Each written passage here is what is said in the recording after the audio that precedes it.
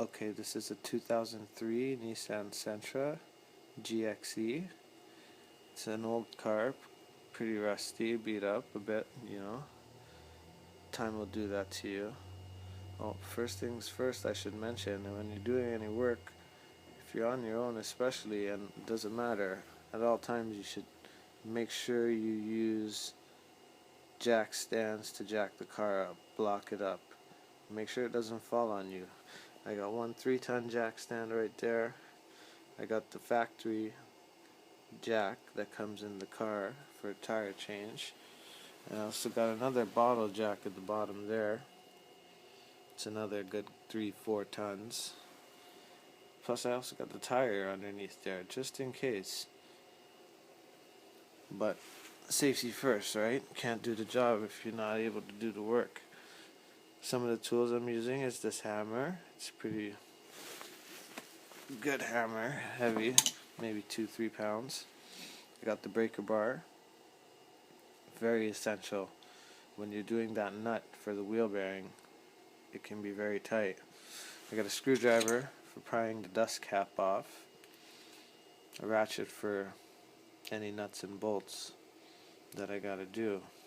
Okay, so first things first, like I said with the hammer, you gotta bang that rusty brake rotor out. I already went ahead and did all these things, so you didn't have to see, but she was pretty hard to come off.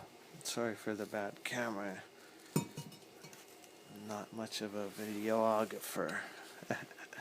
So okay, we got the rotor off, and there we see the bearing assembly.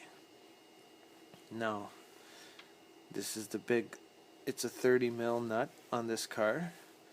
So I used a socket with the breaker bar and a little bit of force, and I got her. So she will come right off nice and easy.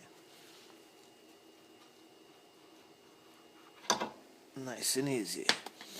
Okay, so there was something else I did ahead of time, because the new bearing assembly, it will not come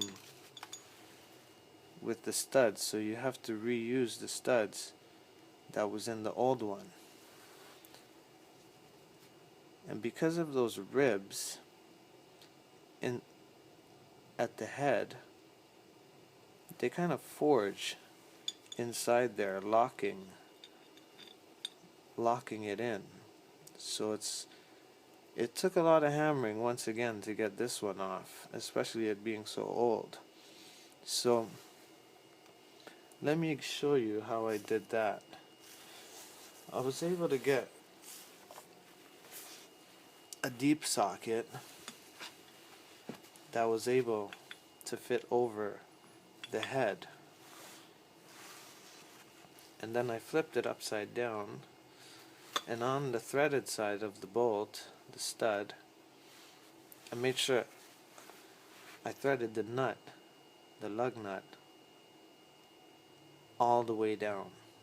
I'm very scared of ruining the thread, so I don't know if you have to, but for safety, for my safety and peace of mind, I threaded them all the way down.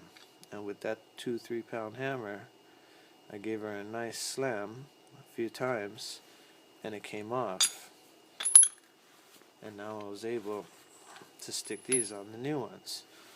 So while we're here, now to put these on the new ones, I will go back into reverse, and I'll put the bolt straight through. I'll put the socket, or any socket. It doesn't have to be a deep socket, just as long as you're able to fit it through nice and free without damaging the threads. So I would stick it in. Sorry, once again, one hand doesn't go great all the time, and a socket over it, and then I'll just hammer this end in until it's flush. Okay, so now we got that aside. Back to the brakes. because you're gonna have to put the rotor back on, I thought it would be a good idea. I kept the old assembly on because sometimes these brakes they pop out and you're not able to get the rotor back in. So I was talking to a friend, and he taught me the right way to do it. Would be to adjust that little lever with the little notch in it. Let me see if I get some good light here. That guy right there. And when you rotate that, it will bring your pads back in from both sides so that you're able to slip the rotor back on nice and easy. There's a slot in the back. Sorry about the light, sorry. There's a slot in the back that you could stick a screwdriver in and adjust it back so just that it's touching the rotor, or just before it's touching the rotor, and it spins freely. So now the new assembly, you basically do everything in reverse. With the new bearing assembly, you would pop, yeah, I'll leave it in the box, you'll pop all the lug nuts back in,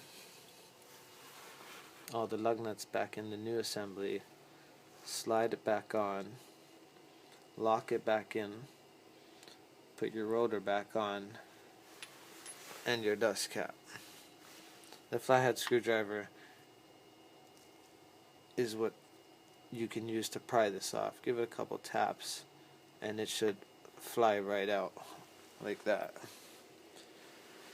So that's a rear wheel bearing on a Nissan Sentra 2003. Sorry for the bad camera work, but I hope it got the message how to get the job done. Very easy job, save you some money, save me some money.